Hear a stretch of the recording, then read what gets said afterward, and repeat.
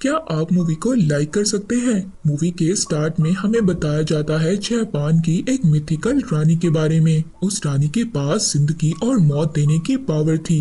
वो रानी जिसको भी टच करती थी उसकी डेथ हो जाती थी। अब उनके वहाँ के जनरल ने उस रानी को दूर कहीं पहाड़ों के नीचे दफना दिया ताकि उसका ये इवल और ज्यादा ना फैल सके। रिचर्ड ने उसके टोम को ढूंढना शुरू कर दिया। उसके सर पर इतना ज्यादा जुनून सवार हो गया कि उसने अपनी फैमिली की भी परवाह नहीं की।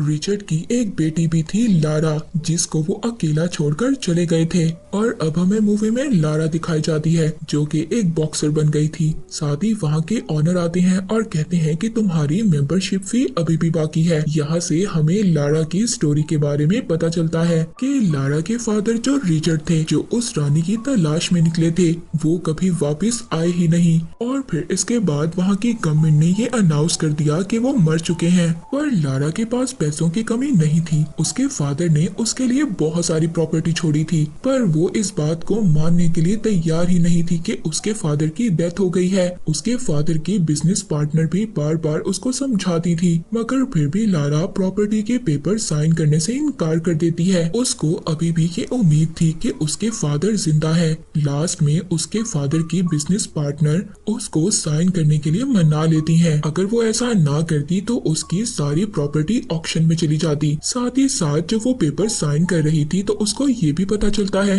कि उसके फादर ने उसके लिए एक जापानीज पजल भी छोड़ा था। उस पजल को सॉल्व करने के बाद उस पजल में से उसको एक सीक्रेट नोट भी मिलता है। और जब वो ये नोट पढ़ती है तो वो फौरन से अपने माइंड को चलाती है और उस जगह पर चली जाती है। वो एड्रेस इसके फादर के टोम का था। अब जब वो वहाँ पर जाती है, अपने फादर के नेम के फर्स्ट लेटर को जब वो दबाती है और जो उसको की मिली थी उससे ओपन करती है, तो साथ ही वहाँ पर एक केव का डोर ओपन हो जाता है। वहाँ पर जाकर उसको पता चलता है कि उसके फादर अपना ज्यादातर टाइम कहाँ पर गुजारा करते थे। वहीं पर लारा को एक कैमरा भी मिलता है जिसमें उसके फादर का एक मैसेज रिकॉर्ड था। जब लारा उस वीडियो को देखती है तो उस वीडियो में उसके फादर उसको बता रहे थे कि मैं ये प्रूव करने के लिए बाहर निकल गया कि सुपर नेचुरल पावर्स होती हैं। तभी मुझे जापान की रानी के बारे में पता चला और मैं उसको तलाश करने के लिए निकल गया। तुम्हारी मदर को खोने के बाद मैं बहुत ज्यादा सदमे में था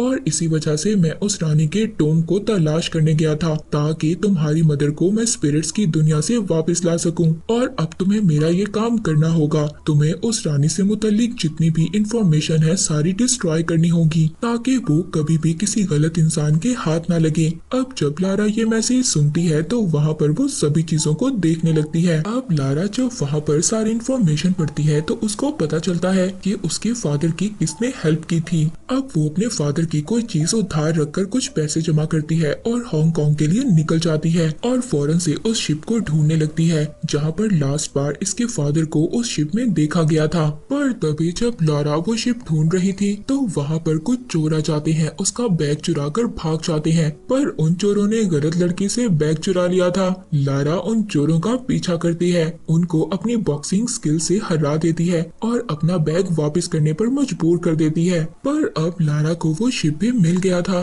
उस शिप के ऑनर से जब लारा बात करती है तो उस शिप का ऑनर बताता है कि मेरे फादर ने तुम्हारे फादर की हेल्प की थी, मगर मेरे फादर भी तुम्हारे फादर की हेल्प करने के बाद कभी भी नहीं वापस आए। मुझे नहीं पता वो जिंदा है या मर गए। अब लारा उस शिप के ऑनर को कहती है कि हम दोनों मिलकर अपने फादर्स को ढूंढ सकते हैं, क्योंकि लारा को अपने फादर की इंफॉर्मेशन से उस आइलैंड का पता चल गया था। मगर लारा को ये नहीं पता था कि वो आइलैंड कितना ज्यादा खतरनाक है, इसीलिए वो ऑनर वहाँ पर जाने से मना कर देता है। पर जब लारा उस ऑनर को थोड़े से पैसों का लालच देती है, उस ऑनर पर आगे ही बहुत सारा कर्ज था। जब वो थोड़े से पैसे देखता है तो वो भी लारा की हेल्प करने के लिए तैयार हो जाता है। अब सफर के दौरान लारा अपने फादर के सारे पजल्स को सॉल्व करती है, जिसमें उसको पता चलता है कि उस रानी हिमिको के पीछे और भी इवल ग्रुप था जो उस रानी को ढूंढने की तलाश में थे। अब जब लारा पजल सॉल्व करते करते शिप में ही सो गई थी, तभी वो एक झटके से जाग जाती है क्योंकि उनका शिप उस आइलैंड तक पहुंच गया था और वहां पर बहुत खतरनाक लहरें थी। अब जब वो शिप का ऑनर अपने शिप को कंट्रोल नहीं कर पाता तो वो लारा से कूदने का कहता है। लारा अपने फादर के सभी पेपर्स को समेट रही थी। इतने में एक लहर आती है और लारा को अपने साथ ले जाती है, पर वो तूफान इतना ज्यादा खतरनाक था। लारा उस तूफान से बचते हुए समंदर में कूद जाती है और उनका शिप एक पत्थर से टकरा गया था। उनके शिप के टुकड़े टुकड़े हो जाते हैं। लारा को जब होश आता है तो वो एक ग्रुप के सामने थी। उस ग्रुप का लीडर लारा को ये बताता है कि उस रानी के टोम को ढूंढने के चक्कर में मैंने तुम्हारे फादर की जान ले ली। अब जब लारा के बैग से लारा के फादर का उसको जर्नल मिलता है। अब वो लोग लारा को भी लेबर बना लेते हैं और हिमिको के एड्रेस की तरफ निकल पड़ते हैं। वहाँ पर शिप का ऑनर भी था, वो लारा की हेल्प करता है, लारा को भागने का कहता है। तभी लारा जब भाग रही थी तो भागते भागते वो तेज पानी की लहर में डूब जाती है। लारा इससे पहले डूब जाती, वहाँ पर एक क्रैश प्लेन मिलता है, वो उसको पकड़ लेती है, पर वो बेचारी वहाँ पर क्या करती, उसके वजन से वो प्लेन टूटने लगता है। लारा थोड़ी सी हिम्मत दिखाती है, वो तेज भागती है और उस प्लेन के मेन पार्ट को पकड़ लेती है। वो बेचारी थोड़ा सा सांस लेती, इससे पहले वो प्लेन सारे का सारा टूटकर नीचे गिर जाता है। तभी लारा को उस प्लेन से एक पैराशूट मिलता है, वो पैराशूट ओपन करती है और जंगल में क्रैश लैंडिंग करती है। रात हो गई थी, उसको जंगल में कोई भी नजर नहीं आता जो उसकी हेल्प करता। तभी एक आदमी उसको देखकर भाग जाता है। लारा जब उसका पीछा करती है तो ये आदमी कोई और नहीं बल्कि उसके फादर थे। लारा के फादर अपनी बेटी को इतने सालों बाद देखकर बहुत ज्यादा खुश होते हैं।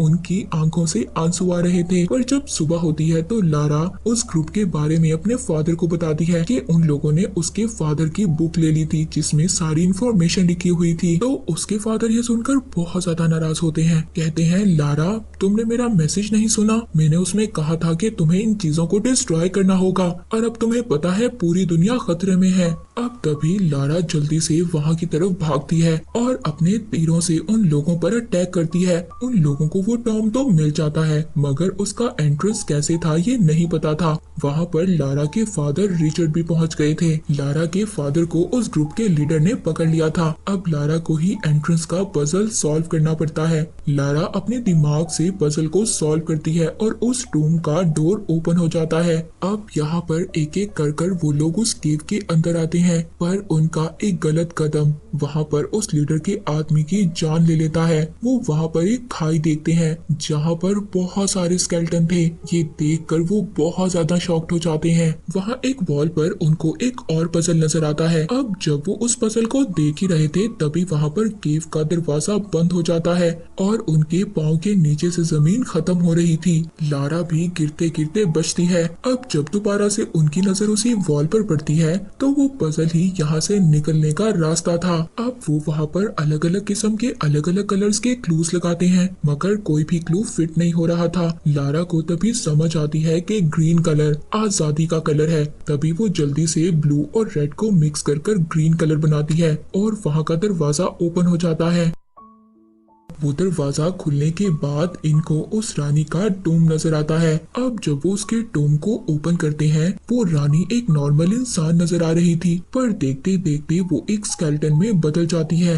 जब वहाँ पर उस लीडर का एक साथी उस रानी को उठा रहा था तभी उसके हाथ पर इन्फेक्शन हो जाता है और एक दर्दनाक इन्फेक्शन से वो चीख कर मर जाता है। अब लारा जब उन्हीं सभी पजल्स और वहाँ की पेंटिंग्स को देखती है तो उसको समझ आता है कि ये रानी कोई जादूगरनी नहीं थी बल्कि इसको तो कोई इन्फेक्शन हो गया था और यही वजह थी कि ये रानी जिसको भी हाथ लगाती थी वो मर जाता था और उसने अपने मन से खुद को सेक्रीफाइस किया। वो ये नहीं चाहती थी कि उसकी वजह से पूरी दुनिया खत्म हो जाती। रिचर्ड और लारा उस लीडर को मना करती हैं कि इसको यहाँ से हमें नहीं ले जाना चाहिए, पर वो लीडर उनकी कोई भी बात नहीं मानता और उस रानी की एक उंगली काट कर अपने पास रख लेता है। अब वो लीडर तो उस रानी की एक उंगली ले गया था, पर तभी वहाँ पर रानी के वॉरियर्स आ जाते हैं। वो लारा पर अटैक करते हैं, पर अब एक वॉरियर के टच करने से लारा के फादर रिचर्ड को इन्फेक्शन हो गया था। लारा जब अपने फादर के पास आती है तो उसके फादर उसको समझाते हैं कि हम में से यहाँ पर एक को रहकर इस टोम को डिस्ट्रॉय करना होगा ताकि कोई भी दोबारा इस टोम को ढूंढ ना सके।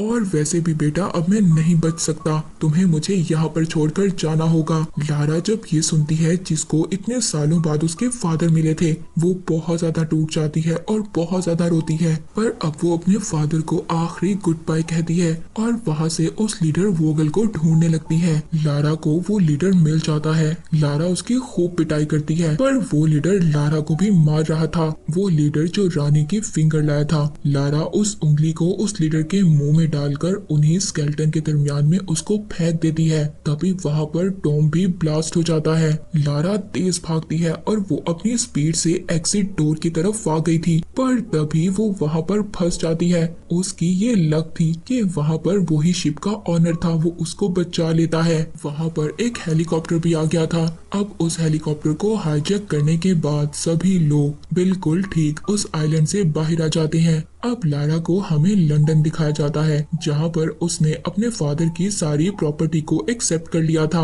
अब जब लारा वहाँ पर अपनी कंपनीज की लिस्ट को देख रही थी, तभी उसको पता चलता है एक ऐसी कंपनी के बारे में जो सुपर नेचुरल आर्टिफिक्स को हासिल कर दुनिया पर कब्जा करना चाहती थी। और वो कंपनी की ऑनर कोई और नहीं बल्कि वो ही लेडी थी जो इसके फादर की बिजनेस पार्टनर थी, जिसको हमने मूवी के स्टार्ट में देखा। उस बिजनेस पार्टनर एना का ये काम था लारा को बिजनेस की बातों में उलझाए रखना, ताकि वो इसके काम में ना आ सके। और अब जब लारा को सब कुछ पता चल गया था, तो वो ये डिसाइड करती है कि वो इनका मुकाबला करेगी और ऐसा कभी भी नहीं होने देगी। और इसी के साथ ये मूवी यहीं पर एंड हो जाती है। Thank you for watching.